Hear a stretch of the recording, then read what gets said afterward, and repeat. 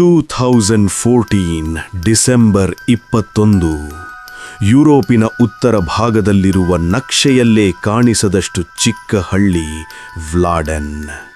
ಆ ರಾತ್ರಿ 11:47. ಆಕಾಶದಲ್ಲಿ ಚಂದ್ರನೇ ಇರಲಿಲ್ಲ. ಮೋಡಗಳು ಆಕಾಶವನ್ನು ಸಂಪೂರ್ಣ ನುಂಗಿಕೊಂಡಿದ್ದವು. ಗಾಳಿ ಬೀಸಿದಾಗ ಹಳೆಯ ಮನೆಗಳ ಬಾಗಿಲುಗಳು ತಾನಾಗಿಯೇ ಕಿರಿಚುತ್ತಾ ತೆರೆಯುತ್ತಿದ್ದವು. ಅದೇ ಹಳ್ಳಿಯ ಕೊನೆಯಲ್ಲಿ ಒಂದು ಶತಮಾನ ಹಳೆಯ ಚರ್ಚ್.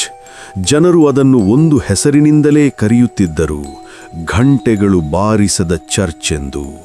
ಯಾಕೆಂದರೆ ಆ ಚರ್ಚ್ನ ಘಂಟೆಗಳು 47 ವರ್ಷಗಳಿಂದ ಒಮ್ಮೆಯೂ ಬಾರಿಸಿರಲಿಲ್ಲ. ಆ ರಾತ್ರಿ ಫಾದರ್ ಲೂಸಿಯನ್ ಗ್ರೇವ್ಸ್ ಮತ್ತು ನನ್ ಮೀರಾ ಚರ್ಚ್ನ ಮುರಿದ ಮೆಟ್ಟಿಲುಗಳ ಮುಂದೆ ನಿಂತಿದ್ದರು. ಫಾದರ್, ಇಲ್ಲಿ ಏನೋ ತಪ್ಪಾಗಿದೆ ಎಂದಳು ಮೀರಾ, ಕೈಯಲ್ಲಿದ್ದ ಬೈಬಲ್ ಬಿಗಿಯಾಗಿ ಹಿಡಿದು. ಫಾದರ್ ಲೂಸಿಯನ್ ನಿಧಾನವಾಗಿ ಹೇಳಿದರು, ಈ ಜಾಗದಲ್ಲಿ ತಪ್ಪಿಲ್ಲದವರು ಯಾರೂ ಇಲ್ಲ ಸಿಸ್ಟರ್. ಇಲ್ಲಿ ಬರುವ ಪ್ರತಿಯೊಬ್ಬರೂ ತಮ್ಮ ಭಯವನ್ನು ಒಳಗೆ ತರುತ್ತಾರೆ. ಚರ್ಚ್ ಬಾಗಿಲು ಯಾರೂ ಮುಟ್ಟದೆ ಕ್ರೀ ಎಂದು ತೆರೆಯಿತು.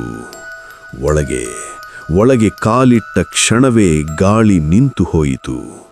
ಧೂಳು, ರಕ್ತದ ವಾಸನೆ ಮತ್ತು ಹಳೆಯ ಮೇಣದ ದೀಪಗಳ ಕರಗಿದ ಗುರುತು. ಮೀರಾ ಆಕಸ್ಮಿಕವಾಗಿ ನಿಂತು ಬಿಟ್ಟಳು. ಫಾದರ್, ಅವಳ ಧ್ವನಿ ನಡುಗುತ್ತಿತ್ತು.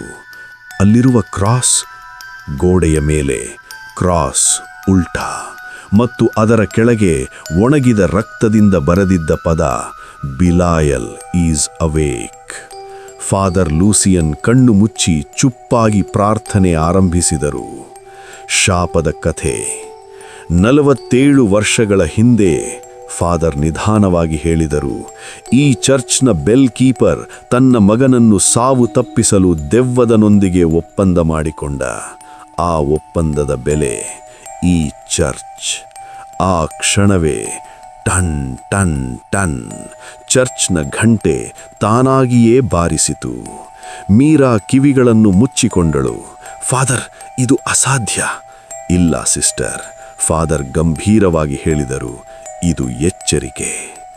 ವೇದಿಕೆಯ ಕೆಳಗೆ ಒಂದು ಕಲ್ಲಿನ ಮುಚ್ಚಳ. ಅದನ್ನು ತೆಗೆಯುತ್ತಿದ್ದಂತೆಯೇ ಕೆಳಗಿಂದ ಕಪ್ಪು ಹೊಗೆ ಮೇಲಕ್ಕೆ ಏರಿತು.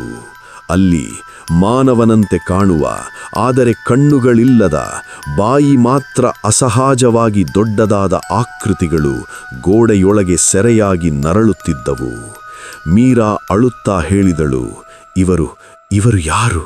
ಇವರು ಪ್ರಾರ್ಥನೆಗೆ ಬಂದವರು, ಫಾದರ್ ಹೇಳಿದರು, ಆದರೆ ನಂಬಿಕೆಯನ್ನು ಕಳೆದುಕೊಂಡವರು. ಅವನು ಬಂದನು. ಕೂಡಲೇ ಎಲ್ಲ ದೀಪಗಳು ಆರಿದವು. ಒಂದು ನಗು, ಮಕ್ಕಳ ನಗು, ಆದರೆ ನರಕದಿಂದ ಬಂದಂತೆ. ಫಾದರ್ ಲೂಸಿಯನ್. ಆ ಧ್ವನಿ ಚರ್ಚ್ ತುಂಬಾ ಪ್ರತಿಧ್ವನಿಸಿತು, ನೀನು ತಡವಾಗಿ ಬಂದೆ. ಕಪ್ಪು ಹೊಗೆಯಿಂದ ಒಬ್ಬ ಪಾದ್ರಿಯ ರೂಪ, ಆದರೆ ತಲೆ ಸಂಪೂರ್ಣ ತಿರುಗಿದ ಸ್ಥಿತಿಯಲ್ಲಿ. ಬಿಲಾಯಲ್. ಅವನು ಮೀರಾವನ್ನು ನೋಡಿದ. ಇವಳ ನಂಬಿಕೆ ಚೆನ್ನಾಗಿದೆ, ಅದನ್ನು ಮುರಿಯಲು ಮಜಾ ಬರುತ್ತದೆ. ಅಂತಿಮ ರಿಚುವಲ್. ಫಾದರ್ ಲೂಸಿಯನ್ ತಮ್ಮ ಕೈ ಕತ್ತರಿಸಿಕೊಂಡು ರಕ್ತದಿಂದ ನೆಲದ ಮೇಲೆ ಕ್ರಾಸ್ ಎಳೆದರು. ನಿನ್ನ ಹೆಸರಿನಲ್ಲಲ್ಲ, ಅವರು ಕೂಗಿದರು, ಅವನ ಹೆಸರಿನಲ್ಲಿ. ಮೀರಾ ಭಯದ ಮಧ್ಯವೂ ಬೈಬಲ್ ಓದಲು ಆರಂಭಿಸಿದಳು. ಚರ್ಚ್ ಕದಲತೊಡಗಿತು. ಗೋಡೆಗಳು ಬಿರುಕು ಬಿಟ್ಟವು. ಬಿಲಾಯಲ್ ಕಿರಿಚಿದ, ನಿನ್ನ ನಿಷ್ಠೆಯನ್ನು ಕುಗ್ಗಿಸುತ್ತೇನೆ, ಇದು ಇನ್ನೂ ಮುಗಿದಿಲ್ಲ. ಅವನು ಕಪ್ಪು ಹೊಗೆಯಾಗಿ ಘಂಟೆಯೊಳಗೆ ಸೇರಿಕೊಂಡ. ಒಂದು ಭಯಂಕರ ಘಂಟೆ ಶಬ್ದ. ನಂತರ ಬೆಳಿಗ್ಗೆ ಹಳ್ಳಿಗರು ಚರ್ಚ್ ಕಡೆ ನೋಡಿದರು. ಚರ್ಚ್ ಅಲ್ಲಿ ಇರಲಿಲ್ಲ. ಅಲ್ಲಿ ಉಳಿದಿದ್ದು ಒಂದು ಮುರಿದ ಘಂಟೆ ಮತ್ತು ನೆಲದ ಮೇಲೆ ಬರೆದ ಪದ, faith saved one, fear claimed many. Meera ಬದುಕಿದ್ದಳು. ಫಾದರ್ ಲೂಸಿಯನ್ ಮಾತ್ರ ಆ ಘಂಟೆಯೊಳಗೆ ಇಂದಿಗೂ ಪ್ರಾರ್ಥಿಸುತ್ತಿದ್ದಾರೆ ಎನ್ನುವ ಮಾತು ಇಂದಿಗೂ ಆ ಹಳ್ಳಿಯಲ್ಲಿ ಹರಡುತ್ತದೆ. ಹಲೋ ಸ್ನೇಹಿತರೆ, ಮುಂದಿನ ಕಥೆ ಎತ್ತಿಕೊಂಡು ಮತ್ತೆ ಬರುತ್ತೇನೆ.